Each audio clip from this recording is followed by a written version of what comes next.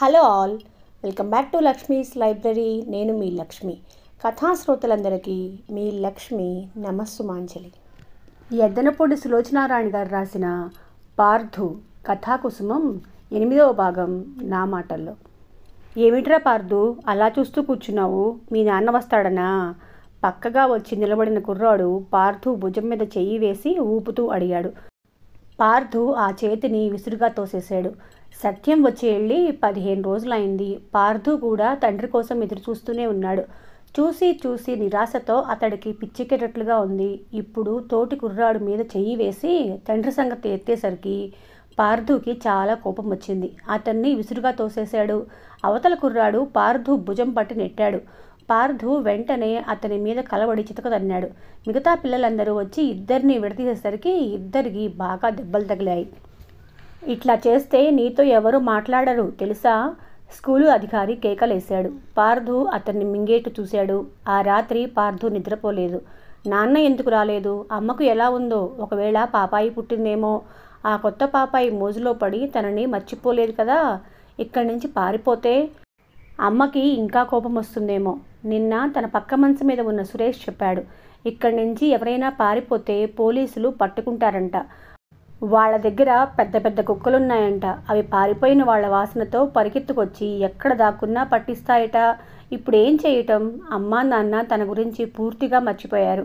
ఇక్కడి నుంచి వెళ్ళిపోదామంటే ఈ పోలీసులు కుక్కలతో వెంటపడతారేమో. పారిపోవాలంటే గుండెలు పీచు పీచుమంటున్నా అక్కడి నుంచి పారిపోవాలనే ధ్యాస ఊపిరిలా అయిపోయింది. మర్నాడు పిల్లలు ఆడుకునే సమయంలో పార్థు ఎవ్వరూ చూడకుండా ఆవరణలో ఉన్న చెట్టెక్కి నక్కి కూర్చున్నాడు. ఆటల సమయం పూర్తవగానే పిల్లలంతా వెళ్ళిపోయారు. పార్థు మెల్లగా చెట్ల కొమ్మల నుంచి ప్రహరీ గోడ అవతలకి ఉరికాడు. కాలు విరిగినంత బాధ వేసింది. కానీ భూతంలా వెన్నంటి తరుముతున్న భయం పార్థుని ఆగనీయలేదు. పోలీసులు కుక్కలతో ఎక్కడ వస్తారో అనే అతడు అతన్ని సంధించి విడిచిన బాణంలా రివ్వున పరిగెత్తేటట్టు చేసింది. పార్థు పరిగెత్తుతూనే ఉన్నాడు. మధ్యలో బోర్లా పడి లేచాడు. ఒంటి దుమ్ము దులుపుకోవాలన్న భయంగానే అనిపించింది. రోడ్డు దాటి చేలగట్ల వెంబడి పరిగెత్తాడు. పడుతూ లేస్తూ పరిగెత్తుకు వచ్చిన పార్థుకి ఇంటి తలుపు తాళం పెట్టి కనిపించింది. దాహంతో నాలిక పొడారిపోతుంది. పార్థు రొప్పుతూ తలుపు దగ్గర కూలబడ్డాడు. అమ్మ ఏది? నాన్న ఎక్కడా? ఇల్లు ఇట్లా ఉందేంటి పాడుపడిపోయినట్లుగా? ఆ దారినే కుడి చేత్తో నూనె డబ్బా, ఎడం చేత్తో విస్తళ్ళ కట్ట పట్టుకు వెళుతున్న సీను కనిపించాడు. Scene, scene! పార్థు గొంతెత్తి పిలిచాడు. సీను తిరిగి చూశాడు. లేచి నడిచే ఓపిక లేని పార్థు చెయ్యెత్తి వాడిని తన దగ్గరకు రమ్మనమని సైగ చేశాడు. సీను పార్థును చూసి ఆశ్చర్యపోయాడు. నిన్నే, ఇలా రా! పార్థు మళ్ళీ పిలిచాడు. సీను ఓసారి రోడ్డుకి ఆ చివర ఈ చివర ఎవరైనా ఉన్నారేమోనని పరీక్షగా చూశాడు. ఎవ్వరూ కనిపించకపోవటంతో ధైర్యంగా పార్థు వైపు వచ్చాడు.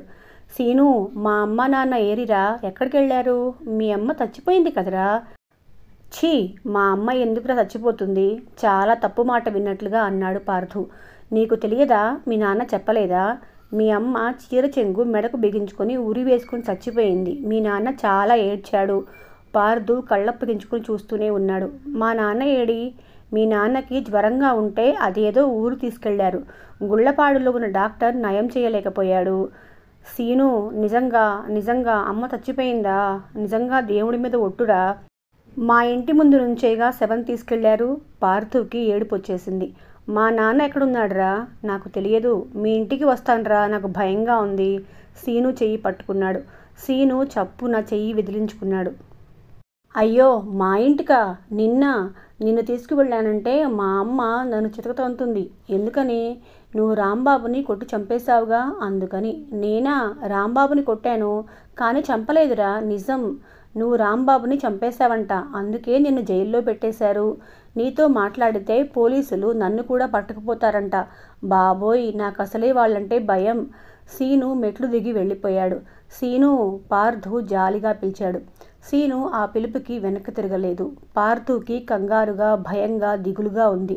అమ్మ చచ్చిపోయింది. నాన్న ఎక్కడున్నాడో తెలియదు. తను స్కూల్ నుంచి పారిపోయి వచ్చేశాడు. వాళ్ళు ఈ పాటికి తన కోసం వస్తూనే ఉంటారు. ఇంతలో వీధి కుక్క ఒకటి పార్థుని చూసి మురిగింది. ఆ కుక్క మొరగటం వినగానే అతనికి పోలీస్ డాగ్స్ గుర్తుకొచ్చాయి. అతని గుండెల్లో రైళ్లు పరిగెత్తాయి. ఇప్పుడేం చేయటం? ఎవరింటికి వెళ్ళినా అందరూ తనని పోలీసులకి అప్పచెప్పేస్తారు. పార్థు ఇంటి మెట్లు దిగి వీధులు వెంట వడివడిగా నడక సాగించాడు. అతని కాళ్ళు శివాలయం వైపు నడిచాయి. పార్థు అక్కడ చాలాసేపు కూర్చున్నాడు. ఇంతలో దూరంగా తాటి చెట్ల మధ్య నుంచి రైలు కూత వేస్తూ వెళ్తూ కనిపించింది. పార్థు తలెత్తి చూశాడు. రైలు వేగం తగ్గింది. ఎందుకో గాని అది అక్కడ ఆగింది. ఇంజిన్ పొగ గుప్ గుప్మని వదులుతూ కనిపిస్తుంది. పార్థు ఆలయం ఆవరణ నుంచి అడ్డదిడ్డంగా పెరిగిన తుప్పల మీద నుంచి తాటి చెట్ల మధ్య నుంచి ఆ రైలు వైపు పరిగెత్తాడు. ఇక్కడెక్కడున్నా తనని పోలీసులు పట్టుకుంటారు. మళ్ళీ ఆ స్కూల్లో బంధిస్తారు. పోలీసులు కుక్కలు తనని తరుముకుంటూ వస్తాయి. తను వాటికి అందకూడదు. పార్థు పరిగెత్తి వచ్చి చివరికి ఎలాగైతేనేం ఆ రైలు ఎక్కాడు. అది రాత్రివేళ కావటంతో నిద్రకి జోగుతున్న ప్రయాణికులెవ్వరూ పార్థుని గమనించలేదు. పార్థు లోపలికి వచ్చి కూర్చున్నాడు. రైలు కదిలింది. నిద్ర, ఆకలి, భయం, బెంగ యుద్ధ సైనికుల్లా పార్థు మీద దాడి చేశాయి. వాటి తాకిడికి తట్టుకోలేనట్లుగా పార్థు 1 గంట తర్వాత అక్కడున్న మూట మీద ఒరిగి నిద్రపోయాడు. ఎన్ని యుగాలు నిద్రపోయాడో పార్థుకే తెలియదు. ఎవరో వీపు మీద చరుస్తూ మెడ దగ్గర చొక్కా పట్టి లేపుతూ ఉండగా మెలకువ వచ్చింది. పార్థు భారంగా కళ్ళు విప్పాడు. ఏయ్ లే, మా మూట మీద పడుకున్నావేంటి? ఎవరో గద్దిస్తున్నారు. ఈడ్చి అవతల నెట్టరా, బొంగురుగా ఉన్న కంటమంది. పార్థు సరిగ్గా లేచి కూర్చున్నాడు. రైలు ఇంకా వేగంగా పరిగెత్తుతూనే ఉంది. ఎప్పుడు తెల్లవారిపోయిందో. బయట వెలుగు వచ్చేసింది. కిటికీలో నుంచి వేగంగా వెనక్కి పరిగెత్తుతున్న పచ్చటి పొలాలు, చెట్లు కనిపిస్తున్నాయి. ఒరే టిల్లు, ఆ మరచెంబుతి, బొంగురు గొంతు ఆవిడ ఆజ్ఞాపించింది. తీస్తున్నా అత్త. పార్థు వాళ్ల వైపే చూస్తున్నాడు. ఆ టిల్లు అన్న అతనికి పార్థు కంటే కాస్త పెద్ద వయసు ఉంటుంది. ఆ అత్త అన్న ఆవిడ వర్ధనమ్మగారంత ఉంది. ముఖాన స్ఫోటకం మచ్చలున్నాయి. ముఖం చిటపటలాడిస్తుంది. ఆవిడ బుట్టలోంచి పూరీలు అందరికీ తలా 2 ఇచ్చి వాటి మీద పంచదార పోసింది. ఆవిడ ఒక్కొక్కరికి పంచుతూ ఉంటే పార్థు చూశాడు. పిల్లలు చాలామంది ఉన్నారు. ఆఖరి పిల్ల కాబోలు తల్లి ఒడిలో ఎక్కి కూర్చుంది. అందరూ పూరీలు నములుతూ గోలగా కబుర్లు చెప్పుకుంటున్నారు. ఒరేయ్, కిటికీలోని చూడకండి, కళ్ళల్లో నిప్పురు అలసులు పడి కళ్ళు పోయి చస్తారు. ఆవిడ తిడుతూ ఉన్నట్లుగా మందలించింది. పిల్లలకి కొసరి కొసరి పూరీలు పెడుతుంది. పార్థు ఆవిడ చేతిలో నుంచి పిల్లలు పట్టుకొని ఉన్న కాగితం ముక్కల్లో పడుతున్న పూరీల వైపే శ్రద్ధగా చూస్తున్నాడు. అతను గుటకలు మింగి ఆకలి ఆపుకుంటున్నాడు. చివరికి టిల్లు అనే కుర్రాడు పార్థుని అడిగాడు, నీ పేరేమిటి? పార్థు. ఏ ఊరు వెళ్తున్నావు? పార్థు మాట్లాడలేదు. ఏ ఊరు మీది? పార్థు చూపులు తిప్పుకున్నాడు తప్ప మళ్ళీ మాట్లాడలేదు. అందరూ తినటం ముగిసింది. ఆ బొంగురు గొంతావిడ పక్కావిడితో కబుర్లలో పడింది. టిల్లు పార్థు పక్కనే కూర్చొని ఉన్నాడు. మీ అమ్మా నాన్న ఏరి? టిల్లు మళ్ళీ అడిగాడు. అమ్మ లేదు, నాన్న ఎక్కడికో వెళ్ళిపోయాడు. పార్థు బయట చెట్ల వైపు చూస్తున్నాడు. మీ అమ్మ లేదా? ఏమైంది? చచ్చిపోయింది. అరెరే పాపం. పార్థు కళ్ళల్లో నీళ్లని బలవంతంగా ఆపుకున్నాడు. టిల్లు కొద్దిసేపటి తర్వాత కాస్త రహస్యంగా అడిగాడు, ఇంట్లోంచి పారిపోయి వస్తున్నావా? పార్థు దానికి జవాబు చెప్పలేదు. చెప్పు, పర్వాలేదులే, నేను కూడా అట్లాగే పారిపోయి వచ్చాను. ఉలిక్కిపడ్డట్లుగా పార్థు టిల్లు వైపు చూశాడు. నాకు అమ్మా నాన్న లేరు, చచ్చిపోయారు. మా పిన్ని ఎంత పనిచేసినా కొడుతూ ఉండేది. అందుకని ఇంట్లోంచి పారిపోయి వచ్చాను. పార్థు విచిత్రంగా చూశాడు. మరి ఎక్కడుంటున్నావు? టిల్లు కళ్ళతోనే ఆ బొంగురు గొంతావిడి వైపు చూపించాడు. ఈ రాక్షసు దగ్గర హైదరాబాద్లో నేను రోడ్లమ్మడి తిరుగుతూ ఉంటే ఈవిడ మొగుడు నన్ను చూసి నాకెవ్వరూ లేరని తెలిసి ఇంటికి తీసుకుపోయాడు. అప్పటి నుంచి వాళ్లతోనే ఉంటున్నాను. నీకు అన్నం ఎవరు పెడతారు? పార్థు అడిగాడు. వీళ్ళే. ఊరికే పెడతారని అనుకుంటున్నావా? అబ్బో, ఈవిడ చాలా పని చేయిస్తుంది, చంపేస్తుంది. ఒక్క నిమిషం కూర్చోనియదు. మొదట్లో నాకు తెలియనప్పుడు ఈవిడని చూడగానే గజగజలాడిపోయేవాడిని. ఇప్పుడు అదేం లేదు. నాకు ఎవరన్నా భయం లేదు. పోలీసులంటే కూడానా? వాళ్ళు మనల్నేం చేస్తారు? అసలు వాళ్ళు అటు కనిపించగానే నేను ఇటు పారిపోతాను. వెంట పరిగెత్తుకురారు మరి. నేను సందులు గొంతుల్లో పారిపోతానుగా. నీకు ఆకలేస్తుందా? పార్థు తల ఊపాడు. టిల్లు లేచి పూరీలు ఉన్న డబ్బా వైపు వెళ్ళాడు. ఏమిట్రా, మళ్ళీ ఆ డబ్బా తీసావెందుకు? ఇప్పుడేగా మేసావు. ఆవిడ కేకలేసింది. ఆకలేస్తుందత్త. టిల్లు పూరీలు తీసుకొని తన స్థానంలోకి వచ్చి కూర్చున్నాడు. తను ఒకటి తీసుకొని పార్థుకి మిగతావి ఇచ్చేశాడు. పార్థుకి ప్రాణం లేచి వచ్చింది. ఆదరా బాదరా తినటం ప్రారంభించాడు. మీ మామయ్య ఏం చేస్తాడు? పార్థు తింటూ అడిగాడు. Car mechanic. అంటే చెడిపోయిన కార్లు బాగు చేస్తాడు. కార్లు చెడిపోతాయా? పార్థు ఆశ్చర్యంగా అడిగాడు. ఓరి పల్లెటూరు మొద్దు, కార్లు చెడిపోవా? ఈ రైలు కూడా చెడిపోతుంది. అన్నీ చెడిపోతూనే ఉంటాయి. మా ఊరిలో చౌదరి గారి కారు అసలు ఎప్పుడు చెడదు. అది కొత్తదేమో. కార్ల గురించి నీకు బాగా తెలుసా? ఓ, మా మామయ్య దగ్గర నేను నేర్చుకుంటున్నాను. నేను పెద్దయిన తర్వాత నా స్వంతంగా కార్లు బాగు చేసే కార్ఖానా కూడా తెరుచుకుంటాను. పార్థు తాత్కాలికంగా భయం బెంగ మర్చిపోయి టిల్లు మాటలు వినసాగాడు. మీ పల్లెటూరిలో పిల్లలు బడుద్దాయిల్లాగా పనులు చేయరు, కానీ మా సిటీలో పనులు బాగా చేస్తారు. నా స్నేహితులున్నారు, వాళ్ళందరూ పనులు చేస్తారు. ఏం పని? ఒకడు ఇంటింటికి పేపర్లు వేస్తాడు, ఇంకొకడు ఒక డాక్టర్ గారి ఇంట్లో పనికి కుదిరాడు, ఇంకోడు సైకిల్ షాప్లో పనిచేస్తాడు. అందరం పనిచేస్తాం. ఎవ్వరు చదువుకోవటం లేదా? పార్థు దిగులుగా చూశాడు. ఛట్, వెధవ చదువు ఎవరు చదువుతారు? మాకిష్టమే లేదు.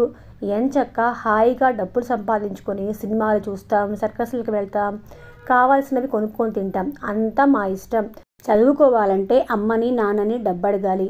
చచ్చినట్టు ఆ పుస్తకాలన్నీ చదివి పరీక్షలు పాస్ అవ్వాలి. లేకపోతే వాళ్ళు తిడతారు. ఎవరు పడతారు ఆ తిట్లన్నీ? పార్థు టిల్లుని చూస్తున్నాడు. ఒరే, స్టేషన్ వస్తుంది, సామాన్లన్నీ సర్దండి, బొంగురు గొంతావిడ కేక పెట్టింది. పిల్లలందరూ వెంటనే తలో సామాన్ పట్టుకున్నారు. నువ్వు మాతో వస్తావా? ఇంకెక్కడికైనా వెళతావా అని అడిగాడు టిల్లు. మీతో వస్తాను. అయితే ఈ బుట్ట పట్టుకో. టిల్లు పార్థు నెత్తిన ఒక పెద్ద తాటాకు బుట్ట పెట్టాడు. పార్థుకి అది మోయాలంటే నామోషిగా అనిపించింది. అందులో ఏముందో కానీ చాలా బరువుగా కూడా ఉంది. అయినా తప్పులేదు. బలమంతా ఉపయోగించి దాన్ని పట్టుకున్నాడు. రైలు ఆగింది. అందరూ అందులోంచి దిగారు. స్టేషన్ దాటి బయటకు వస్తుంటే పార్థు నెత్తి మీద బరువు సంగతి మర్చిపోయాడు. ప్రవాహంలా ఎంతమంది జనం, ఎంత కిటకిట, మెరిసే కార్లు, ఎంతమంది సైకిళ్ల మీద రివ్వున వెళ్ళిపోతున్నారు. పార్థుకి కొత్త ప్రపంచంలో అడుగుపెట్టినట్లుగా ఉంది. ఒరే, జాగ్రత్త, మాతోనే నడువు, లేకపోతే తప్పిపోతావు, టిల్లు హెచ్చరించాడు. టిల్లు ఒరే అన్నందుకు రోషం వచ్చినా గత్యంతరం లేనట్లు బలవంతంగా దిగమింగాడు. స్టేషన్లో నుంచి బయటకొచ్చిన వాళ్ళు బస్సు మేడ బస్సులా ఉన్న బస్సు ఎక్కి కొద్ది దూరం వెళ్ళి దిగారు. అక్కడి నుంచి నడుచుకుంటూ చిన్న సందులోకి వెళ్ళారు. ఆ సందు చెత్తా చెదారంతో అసహ్యంగా ఉంది. పార్థు ముక్కు మూసుకున్నాడు. అక్కడి నుంచి ఒక తలుపులు లేని పెద్ద గేట్లో నుంచి లోపలికి వెళ్ళారు. అక్కడ పంపు దగ్గర ఇద్దరు ఆడవాళ్లు ఒకరి చుట్టూ మరొకరు పట్టుకొని గుంజుతూ తిట్టుకుంటూ కొట్టుకుంటున్నారు. పార్థు అక్కడే ఆగిపోయి వాళ్ళని చూస్తుంటే, ఒరేయ్ రారా అని టిల్లు తొందర చేశాడు. అందరూ అక్కడున్న చిన్న ఇంట్లోకి అడుగుపెట్టారు. రెండు గదులున్నాయి. లోపల చీకటిగా ఉంది. ఆవిడ లైట్ వేసింది. ఒరేయ్ టిల్లు, నీళ్లు తీసుకురండిరా అంది. టిల్లు బకెట్లు పుచ్చుకొని రా పార్థుని పిలిచాడు. 12 గంటలు అయ్యేసరికి పార్థు టిల్లుతో అన్నం తిని క్యారియర్తో భోజనం పట్టుకుని కాలినడకన పక్క వీధిలో ఉన్న కార్ఖానాకు బయలుదేరారు. ఇక్కడేమిటో అందరూ తొందర పనితో హడావుడిగా ఉంటారు. పొద్దుట టిల్లుతో పాటు వస్తుంటే, ఈ అబ్బాయి ఎవర్రా టిల్లు అంది ఆవిడ. నా దోస్తు అత్త అన్నాడు టిల్లు. ఎందులోనరా? సిగరెట్లు తాగటంలోనా అంది వెటకారంగా. నీళ్లు బకెట్లతో మోస్తుంటే పార్థు చేతులు కందిపోయాయి. అయినా తప్పదు, అవసరం అలాంటిది. బాధ కలిగిందని ఏడుస్తూ కూర్చుంటే ఇక్కడ ఓదార్చే వాళ్ళెవ్వరూ లేరు. బకెట్లతో తెచ్చి మోస్తున్నప్పుడే పని ఎంత బాగా చేస్తే మా అత్తయ్య మామయ్య అంత బాగా చూస్తారు అని టిల్లు చెప్పాడు. మనం పని చేయకుండా మనకి అన్నం పెట్టడానికి వీళ్ళు మన అమ్మా నాన్న కాదు కదరా అన్నాడు. ఈ మాట పార్థు మనసులో బాగా నాటుకొని పోయింది. వాళ్ళు పెట్టిన అన్నం కూడా పార్థుకి తినబుద్ధి కాలేదు. నోటికి ఆ రుచి ఎక్కలేదు. 2 రోజులు తింటే అదే అలవాటు అవుతుందిలేరా అన్నాడు టిల్లు. పార్థు బలవంతంగా తినటానికి ప్రయత్నించాడు. కానీ సాధ్యం కాక వదిలేశాడు. ఇక్కడ అట్లా అన్నం పారేయకూడదు. ఒక పూట అన్నం పారేస్తే మా అత్త 3 పూటలు అన్నం పెట్టదు. పార్థు వదిలేసిన అన్నం అంతా తన ప్లేట్లోకి తీసుకుంటూ అన్నాడు. ఇద్దరూ క్యారియర్ తీసుకుని బయలుదేరారు. పక్క వీధిలో ఆ బజారుకి చిట్ట చివర కార్ఖానా ఉంది. అక్కడన్నీ గోరీలే. వాటి మధ్య ఒక పక్కకి చదును చేసి పెద్ద షెడ్ ఉంది. పార్థు చిన్నప్పటి నుంచి గోరీలు అన్న శ్మశానమన్న తకని భయం. అక్కడ దెయ్యాలు తిరుగుతూ ఉంటాయని సీన్ చెప్పాడు. ఆ ఆవరణ అంతా రకరకాల కార్లు చెల్లాచెదురుగా పట్టి ఉన్నాయి. ఒక కారు కింద నుంచి బయటకు దుమ్ము కొట్టుకొని నల్లగా ఉన్న 2 కాళ్ళు మాత్రం కనిపిస్తున్నాయి. టిల్లు ఆ కారు దగ్గరికి వచ్చి ఆ కాళ్లతో మామా అన్నం తెచ్చాను అన్నాడు. అక్కడ పెట్టు. ఏమిటి విశేషాలు? పెళ్ళి బాగా జరిగిందా? నువ్వు రాలేదేమని అందరూ అడిగారు. నాకు ఇక్కడ చావటానికి కూడా తిరుగుబడలేదని చెప్పలేదురా నువ్వు? చెప్పాను. కారు క్రింద కాళ్ళు ముందుకు జరిగి ఆ శాల్తీ బయటకు వచ్చింది. అతన్ని చూడగానే పార్థు భయపడినట్లుగా వెనక్కి వెళ్ళాడు. నల్లగా పొట్టిగా ఇనుపగుండులా పొంకంగా ఉన్నాడతను. ఈ పిచ్చుక పిల్ల ఎవరు? పార్థుని చూడగానే నొసలు చిట్లిస్తూ అడిగాడు భూమయ్య. నా దోస్తు మామ. అమ్మా నాన్న లేరంట. మన దగ్గర కుర్రాడు పారిపోయాడుగా, మనకి సాయంగా ఉంటాడని తీసుకొచ్చాను. ఈ అర్భకుడు మనకేం పనిచేస్తాడ్రా? నేను చేయిస్తానుగా, టిల్లు హామీ ఇచ్చాడు. చాలా అందమైన బంగళా అది. దాని డిజైన్ చాలా కొత్తగా, అది ఈ మధ్యనే కట్టినట్లుగా రంగులు వేసి కళకళలాడుతుంది. ఆ ఇంటి యజమానికి చాలా డబ్బున్నట్లుగా ఆ ఇంటి ముందు ఆగి ఉన్న ఖరీదైన కారే చెబుతుంది. ఆ ఇంటి యజమాని మాత్రం ఆ పూట సంతోషంగా లేడు. చిరచిరలాడుతూ ఆ వరండాలో చేతులు వెనక్కి పెట్టుకొని అటూ ఇటూ తిరుగుతున్నాడు. ఇంతలో లోపల ఫోన్ మోగింది. ఆయన లోపలికి పరిగెత్తుతున్నట్లుగా వెళ్ళాడు. ఆత్రంగా ఫోన్ తీశాడు. ముఖం నిండా వినయం పులుముకొని, అయిపోయింది సార్, కారు బాగు చేస్తున్నాడు, ఒక్క అరగంటలో వచ్చేస్తాను, మీరు ఎలాగో ఈ లోపల మేనేజ్ చేయండి. వెధవ కారు, ఇప్పుడే ట్రబుల్ ఇచ్చొచ్చింది. నో, ఇంకో కారు ఎక్కకూడదని కదా ఇంత ఆలస్యం చేసింది. ఈ ఫంక్షన్కి నా కారులోనే రావాలని నా కోరిక. వచ్చేస్తాను, మీరు మళ్ళీ ఫోన్ చేయనవసరం లేదు. Thank you. ఆయన ఫోన్ పెట్టేశాడు. ఫోన్ పెట్టేయగానే ఆయన తెచ్చిపెట్టుకున్న వినయం పోయింది. మళ్ళీ చిరచిరలాడుతూ వరండాలోకి వచ్చాడు. ఏమయ్యా, ఈ రోజుకి కారు బాగుపడే యోగం ఉందా అసలు? నేను అర్జెంటుగా ఒక ప్రోగ్రాంకి వెళ్ళాలి.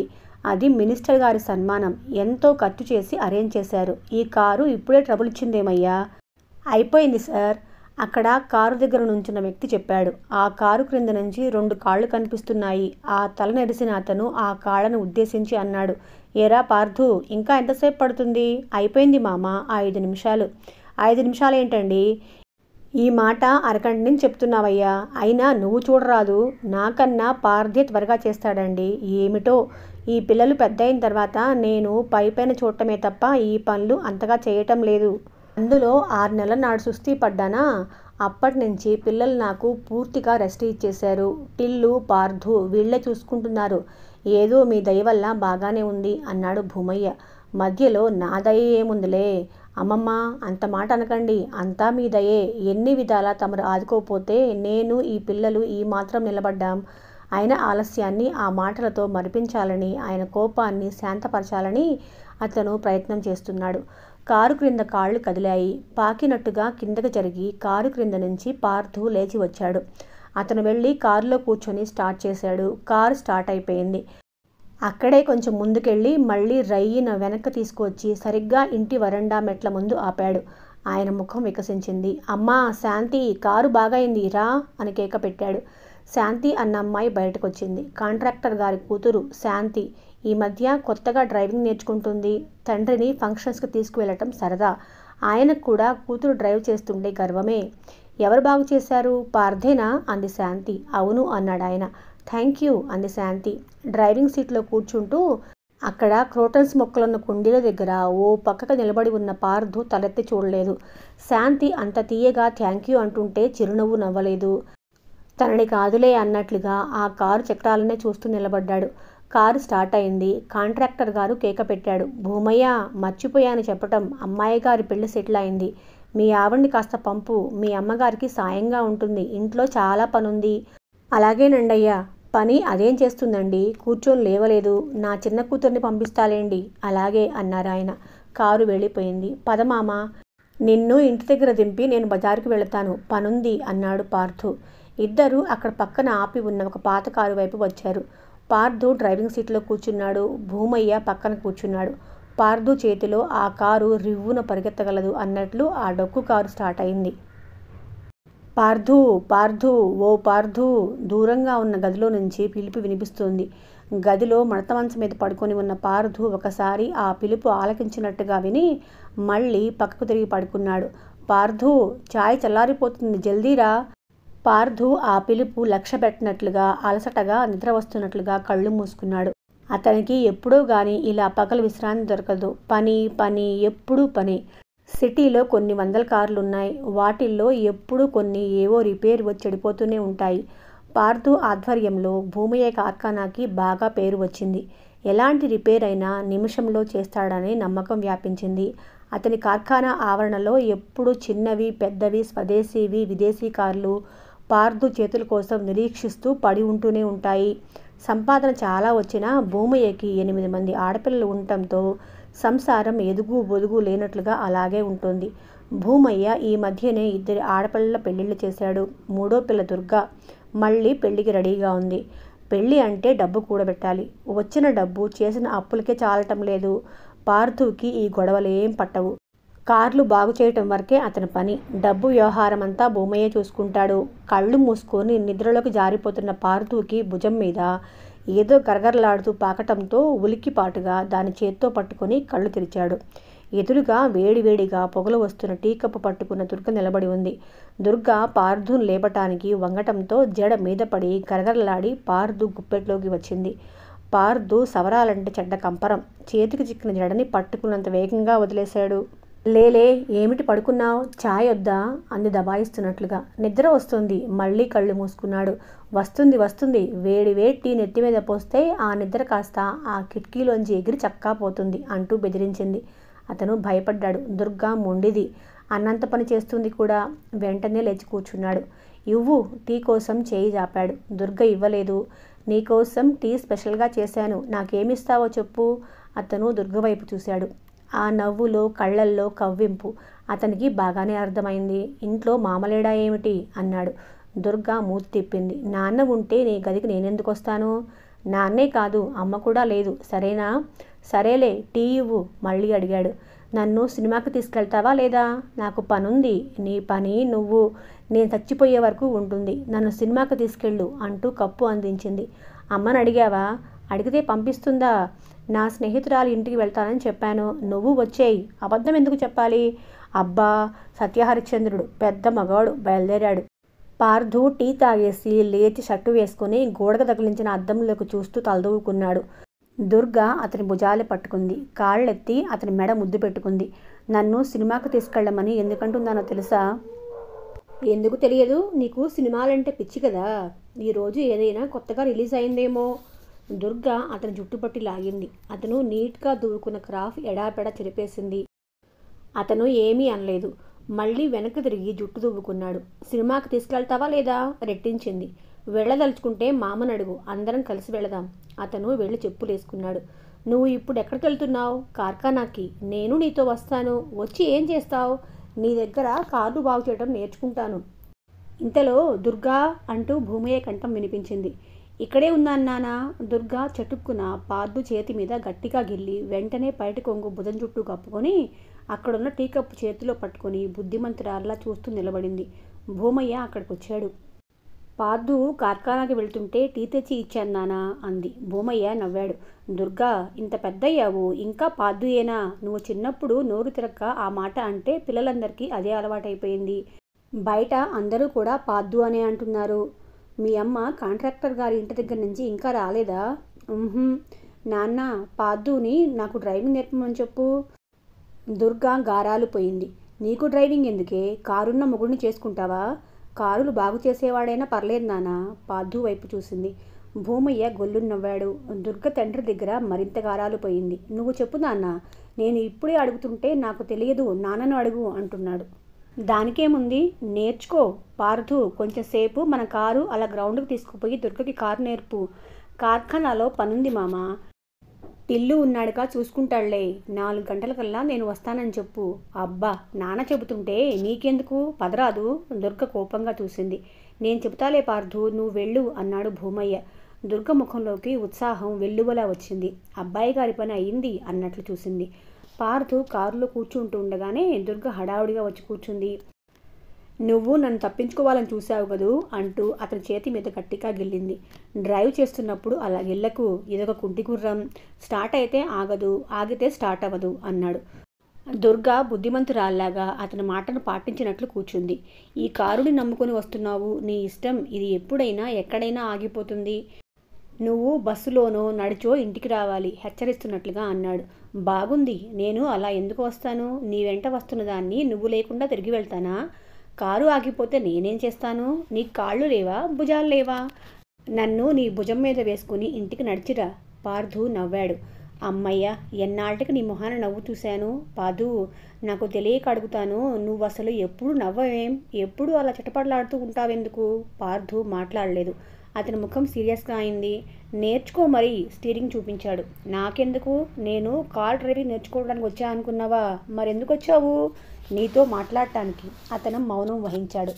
కాంట్రాక్టర్ అమ్మాయి శాంతి పెళ్ళి ఎల్లుండే, నన్ను రమ్మనమని మరీ చెప్పింది. వెళ్ళు, నాతో నువ్వు కూడా రా. నేనెందుకు? పెళ్లి చేసుకుంటే ఎంత బాగుంటుందో చూద్దువు గాని. టిల్లుని నీ వెంట తీసుకెళ్ళు, వాడు కూడా పెళ్ళో పెళ్ళో అని కలవరిస్తున్నాడు. దుర్గా మోచేత్తో అతన్ని గట్టిగా పొడిచింది. ఇంకోసారి ఆ పేరు నా దగ్గర ఎత్తావంటేనా? వాడికి నువ్వంటే చాలా ఇష్టం. నాకిష్టం లేదని నీకు ఎన్నోసార్లు చెప్పలేదు? చెప్పానా లేదా? నాన్న కూడా చెబుతా. నాకు టిల్లు అంటే ఇష్టం లేదు, పార్థుని చేసుకుంటానని చెప్పేస్తా. పార్థు కారుని రోడ్డు పక్కకు తీసుకెళ్లి సడన్ బ్రేక్తో ఆపాడు. ఆ చుట్టుపక్కల ఎవ్వరూ లేరు. దుర్గా అతని మెడ చుట్టూ చేతులు వేయబోయి అతని ముఖం చూసి భయపడినట్లుగా ఆగిపోయింది. పార్థు, కోపం వచ్చిందా నీకు? కోపం నాకు కాదు. ఈ మాట వింటే టిల్లు మండిపడతాడు. టిల్లుకి నాన్న చెప్పుకుంటాడులే. ఈ బుద్ధి నీకు అసలు ఎలా పుట్టింది? పార్థు దుర్గ వైపు చూశాడు. నువ్వే పుట్టించావు. టిల్లు ఎప్పుడు వాగుతాడు, నువ్వు మాట్లాడవు. వాడి బుద్ధి మంచిది కాదు. మన ఎదురింటి టీచర్ వైపు ఎట్లా చూస్తాడో తెలుసా? ఆ అమ్మాయి దగ్గరికి రాత్రిపూట 2-3 సార్లు వెళ్ళాడు కూడా. ఇదంతా నాన్నకు చెప్పాలంటే భయం. నువ్వే చెప్పు. పెళ్లి చేసుకునే అమ్మాయిని ఎదురుగా పెట్టుకొని ఇంకో అమ్మాయి దగ్గరికి వెళ్ళే మగాడు మంచాడా? పార్థు చాలాసేపు మాట్లాడలేదు. అతని కళ్ళ ముందు లీలగా ఏవో దృశ్యాలు కనిపిస్తున్నాయి. అర్ధరాత్రి, చీకటి, చలి, భయం. 10 సంవత్సరాల కుర్రాడుగా తను కిటికీ దగ్గరికి పరిగెత్తుకు వెళ్ళటం, తల్లిని లేపబోవటం, గది లోపల తల్లి మరో వ్యక్తితో కలిసి పడుకోవటం. అతని మనస్సు చేదుగా అయింది. నువ్వే చెప్పు పార్థు. దుర్గా అతని భుజం కదిపింది. పార్థు ఈ లోకంలోకి వచ్చినట్టుగా చూశాడు. నువ్వే చెప్పు. టిల్లు అంటే నాకు ఇష్టం ఎలా ఉంటుంది? నాన్న కట్నం ఇవ్వలేక నన్ను వాడికి కట్టబెట్టాలని చూస్తున్నాళ్లే. నాకేమో వాడంటే ఇష్టమే లేదు. పార్థు దుర్గ చేయి అతని చేతుల్లోకి తీసుకున్నాడు. నాకిదంతా తెలియదుగా. సరే అన్నాడు. నీకు నేనంటే ఇష్టమేగా అంది దుర్గ. ఇష్టమో అయిష్టమో నాకు తెలియదు. నేను కూడా పెళ్లి చేసుకోవాలిగా. ఎవరో తెలియని వాళ్ళకంటే నాతో కలిసిమెలిసి పెరిగిన నువ్వు నయం అనిపిస్తుంది. నేను నిన్నసలు బాధపెట్టను అంది దుర్గ సంతోషంగా. చీకటి పడుతోంది, ఇంటికి పోదాం పదా. పార్థు కారుని ఇంటి ముఖం పట్టించాడు. ఇంటి దగ్గర కారు వచ్చి ఆగింది. అందులోంచి దుర్గ ఉత్సాహంగా దిగి లోపలికి పరిగెత్తింది. పార్థు కారుని షెడ్ దగ్గరికి తెస్తూ ఉంటే అక్కడ నిలబడి టిల్లు కనిపించాడు. అతని కళ్ళల్లో కోపం స్పష్టంగా కనిపిస్తోంది. పార్థు కారు ఆపి వచ్చాడు. టిల్లు పార్థుని కొరకొరా చూశాడు. ఎంతవరకు వచ్చింది దుర్గకి డ్రైవింగ్ నేర్పటం? దుర్గనే అడుగు చెబుతుంది. పార్థు లోపలికి వెళ్ళిపోయాడు. ఆ రాత్రి టిల్లు భోజనం చేయలేదు, ఆకలి లేదు అంటూ భీష్మించుకుని కూర్చున్నాడు. అన్నం మీద అలిగితే ఏం వస్తుందిరా బాబు, లేచిరా, భూమయ్య బతిమలాడాడు. దుర్గా తెలియక వెళ్ళిందిలే, ఇంకెప్పుడు పార్థుతో వెళ్ళదు, సరేనా అంటూ హామీ ఇచ్చాడు. ఆ మాట దుర్గని చెప్పమను. పార్థుకి పిల్లలకి అన్నం వడ్డిస్తున్న దుర్గ రయ్యిన వచ్చేసింది. ఏమిటి నీకు చెప్పేది? పార్థుతో నా ఇష్టమైనప్పుడు నేను ఎక్కడికైనా వెళ్తాను, నా ఇష్టం. మధ్యలో నీ పెత్తనమేముంది? బోడి పెత్తనం. మామా, చూసావా దాని వాగుడు? అబ్బబ్బా, దాని మాట తీరే అంత. పోనీరా. ఆహా, నువ్వు ఇంట్లో కూర్చొని చుట్ట కాలుస్తూ తేలిగ్గా పోనీరా అంటావు. నా కాబోయే పెళ్ళాం అలా బజార్న పడి తిరుగుతూ ఉంటే నాకెలా ఉంటుంది? ఆహాహా, దుర్గా చేతులు తిప్పింది. నువ్వు అర్ధరాత్రి వేళ గోడలు ఉరికి ఎదురింటి ఆ టీచరమ్మ దగ్గరికి వెళితే నాకెలా ఉంటుంది? టిల్లు కంగు తిన్నట్లు చూశాడు. అతని ముఖం జేవురించింది. గుప్పిళ్ళు బిగిశాయి. దుర్గా, నువ్వు నోరు మూసుకొని లోపలికి పో, భూమయ్య అరిచాడు. నేనెందుకు పోవాలి? నేనసలు ఈయన కాబోయే పెళ్ళాన్ని అని ఎవరు చెప్పారంట? మీ నాన్నని అడుగు, కోపంగా అన్నాడు. మా నాన్నని అడిగేదేంటి? నేనే చెబుతున్నా. నేను నీ పెళ్ళాన్నేం కాదు, నేను పార్థుని చేసుకుంటాను. నువ్వు ముందు లోపలికి పోతావా లేదా? భూమయ్య కూతురుని బలవంతంగా వంట ఇంట్లోకి నెట్టాడు. టిల్లు ఆశ్చర్యంగా చూశాడు. తర్వాత భూమయ్యని ఎగాదిగా చూస్తూ, ఏమిటి మామా, ఏమిటి సంగతి అన్నాడు.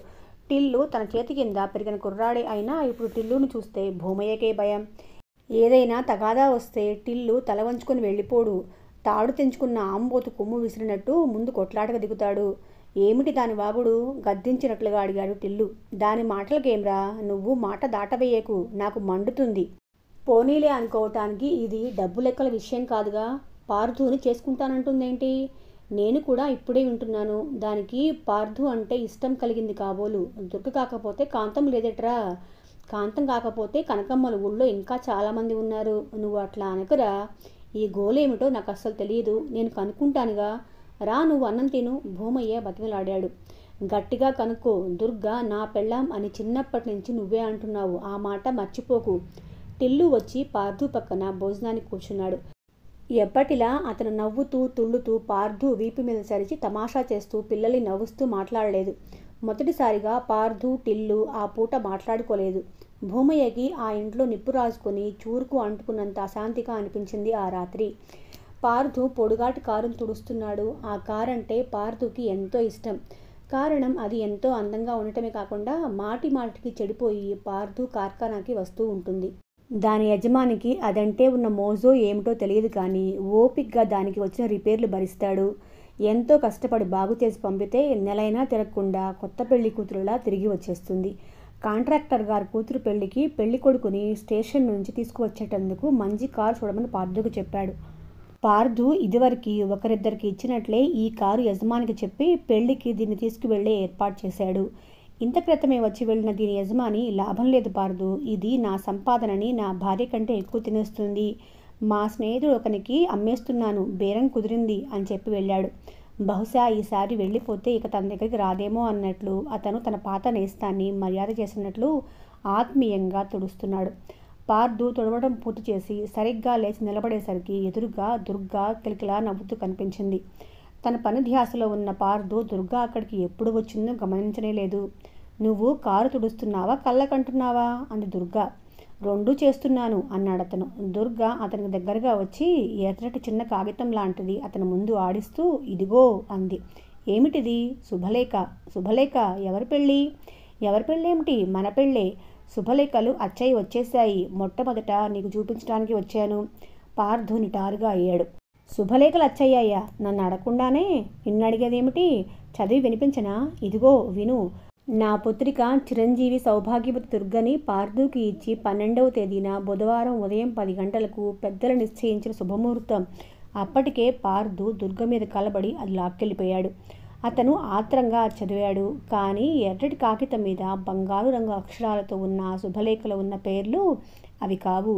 అది కాంట్రాక్టర్ గారి అమ్మాయి శాంతి పెళ్లి శుభలేఖ. వెలవెలా పోయిన పార్థు ముఖం ఆశ్చర్యంగా మారటం చూసి దుర్గా మరింత విరగబడి నవ్వింది. ఛట్! పార్థు ఆ శుభలేఖను దుర్గ మీద గిరాటు కొట్టాడు. దుర్గ నవ్వుతూ దాన్ని తీసుకొని అతని దగ్గరికి వచ్చింది. ఛట్ అంటావేంటి? ఇది నీ దగ్గరికి ఎందుకు తెచ్చానో తెలుసా? తెలుస్తూనే ఉందిగా, పెళ్లి సంగతి గుర్తు చేయటానికి. అది ముందు సంగతి అనుకో, తర్వాత ఇంకోటి కూడా ఉంది. ఏమిటది? మన పెళ్లికి ఇలాంటి శుభలేఖ వేయించాలి అని చెప్పడానికి. చాలా బాగుంది కదూ? మురిపంగా చూస్తూ అంది. పార్థు నుదుటి మీద పడిన జుట్టుని చేత్తో విసురుగా పైకి తోసుకున్నాడు. అలాంటి శుభలేఖ వేయించుకోవాలి అంటే నీకు అలాంటి మొగుడు రావాలి. ఎలాంటివాడో తెలుసా? పార్థు శుభలేఖ లాక్కొని చదివి వినిపిస్తూ శ్రీనివాసరావు MA LLB లాంటివాడు అన్నాడు. దుర్గా మూతి తిప్పి అతని వైపు చూస్తూ ఓస్, ఇంగ్లీషు అక్షరాలే కదా, MACHMSCI అని వేయించుకుంటే సరిపోతుంది అంది. అప్పటికి పార్థు మళ్ళీ శుభలేఖ చూస్తున్నాడు. అతనికి కనుబొమ్మలు ముడిపడ్డాయి. నా కుమార్తె చిరంజీవి శాంతిని మద్దిపాడు కాపురస్తురాలైన శ్రీ కృష్ణమాచార్యులు గారి కొడుకు శ్రీనివాసరావు MA LLBకి ఇచ్చి. పార్థు మనసు గజిబిజిగా అయింది. అంత బాగా గుర్తులేని జ్ఞాపకాలు మసకబారిన నీడల్లా మెదులుతూ అతని ఆలోచనలన్నీ ఆపేస్తున్నాయి. శ్రీనివాసరావు అయ్యాడా? చదువంటే బొత్తిగా వంటపట్టక స్కూలు ఎగ్గొట్టి పారిపోయే శ్రీను MA LLB అయ్యాడా? ఈ శ్రీనివాసరావు ఆ శ్రీను ఏనా? ఆ ఊరి పేరు తండ్రి పేరు సరిగ్గా అదే అయినప్పుడు ఆ శ్రీను ఎందుకు కాకుండా పోతాడు? దుర్గా అతని సరసన వచ్చి నిలబడి మోచేతి మీద గిల్లుతూ ఏమిటి పెళ్ళి అనగానే అంత ఆలోచనలో పడిపోయావు అంటూ నిలదీసింది. ఏం లేదు దుర్గా, నువ్వు ఇంటికి వెళ్ళు, నాకు పనుంది. వెళ్తానులే, నా మాట చెప్పవు కదూ. నీ మాట ఏముంది? మన పెళ్ళికి ఇలాంటి శుభలేఖ కావాలి. అలాగే చూడు, నువ్వు కూడా ఈ కారులోనే పెళ్లి కొడుకులా రావాలి. సరే? నిజంగానా? నిజంగానే. అది పార్థు అంటే అలా ఉండాలి మరి. నేను వస్తా. అమ్మ కూరలు తెమ్మంది. దుర్గా కూరలు ఉల్లిపాయలు ఉన్న బుట్ట పట్టుకుంది. వెళ్ళబోతూ మళ్ళీ వెనక్కి తిరిగి చూసింది. అమ్మాయి గారి పెళ్లికి తప్పకుండా వెళ్దామని నాకు మాట ఇచ్చావు. మళ్ళీ పనిగిని ఉందని అన్నావంటే ఊరుకోను, తెలిసిందా? దర్జాని చూపించింది. అలాగే. దుర్గా అతన్ని విక్రించి వెళ్ళిపోయింది. పార్థు చేతిలో శుభలేఖని మళ్ళీ చూస్తూ అక్కడ చేయి విరిగిపోయిన కుర్చీ మీద కూర్చున్నాడు. అతని మనస్సంతా దీనంగా విషాదంగా మారిపోయింది. సీను కోసమా తను పూలతో అలంకరించిన కారు స్టేషన్కి తీసుకువెళ్ళబోతుంది. సీను తనని గుర్తుపడతాడా? పార్థు తన మాసిన బట్టల వైపు, మొరట తేలిన చేతుల వైపు చూసుకున్నాడు. అతని అరచేతులు మెల్లగా గుప్పెళ్ళుగా బిగుసుకున్నాయి. దుర్గ అమాయకంగా తెచ్చిన శుభలేఖ అతని మనసులో సంక్షోభం రేపింది. ఏ ఊరి గురించి తను బలవంతంగా మర్చిపోయాడో హఠాత్తుగా ఆ ఊరు వచ్చి సజీవంగా కళ్ళ ముందుకు వచ్చి నిల్చున్నట్లుగా ఉంది. అతను చిన్ననాడెప్పుడో భయంతో మూసేసిన గతం తలుపులు కిర్రు కిర్రుమంటూ తెరుచుకోవడానికి వ్యర్థ ప్రయత్నం చేస్తున్నాయి. తనని వాళ్ళు గుర్తుపడితే, తన గతం అంతా దుర్గా వాళ్ళకి తెలిస్తే? పార్థు ఆ కార్ఖానా అంతా కళ్ళతో కలిగి చూశాడు. ఎక్కడో తెగిపోయిన తన జీవితం ఇక్కడ ఒక రూపురేఖలు దిద్దుకుంది. ఇక్కడ ఇది కూడా తెగిపోతే ఎలాగా? కథ కొనసాగుతుంది. ఇలా కొనసాగించడానికి మీ సపోర్ట్ చాలా అవసరమండి. సో దానికోసం మన ఛానల్ను తప్పకుండా సబ్స్క్రైబ్ చేసుకోండి. ఇప్పటి వరకు మన కథలు నచ్చినట్లయితే తప్పకుండా ఒక లైక్ కూడా ఇవ్వండి.